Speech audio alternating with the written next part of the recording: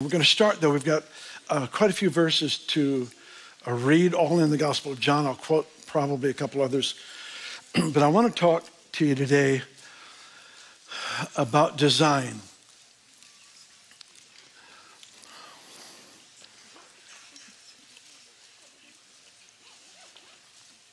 You can't have design without a designer. And in our culture, there's a lot of celebration of design with tremendous effort to ignore the designer. And that's not the message today, but it's an important thing to keep in mind, that design comes from a designer. And we were designed with certain capacities, certain abilities, certain opportunities that were actually written into our code, into our DNA, into our spiritual design. One is we were actually designed to be able to hear God. Now, the reason the enemy, what's the number one command in the Bible? Is to not fear. So why would that be the number one command? Because not learning to not fear is what trips us up in our capacity to hear. Anxiety and fear dumbs us to hearing, and we speak of ourselves, it's so hard for me to hear from God. No, that's not true. You're just listening to too many other things. It's the word that Ben read earlier before the offering. Be careful what you hear, because whatever standard you set, it will be measured to you.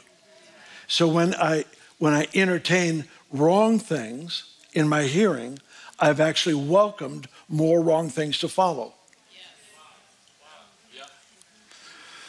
When I develop an ear for whatever God is saying, it actually increases the flow of his voice in my life. But here's the thing, we have to remember, we were designed to hear from God.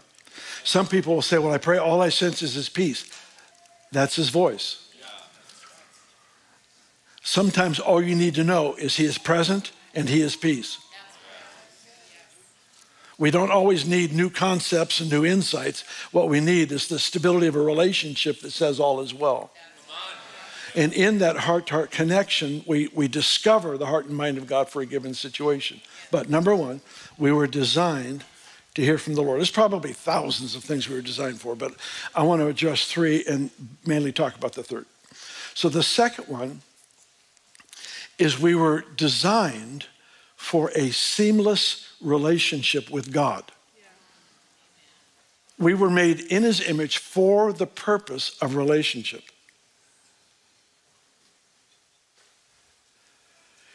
Everything he created, he said it was good, but he said when he created people, he said it was very good. Why?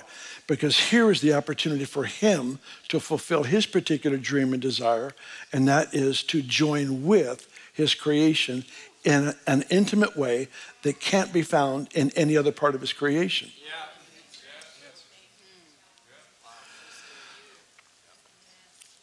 Sin messed it up, but Jesus came and fixed the mess. Sin threw an obstacle into that seamless connection, but Jesus came, removed the obstacle, and restored the capacity for a seamless connection.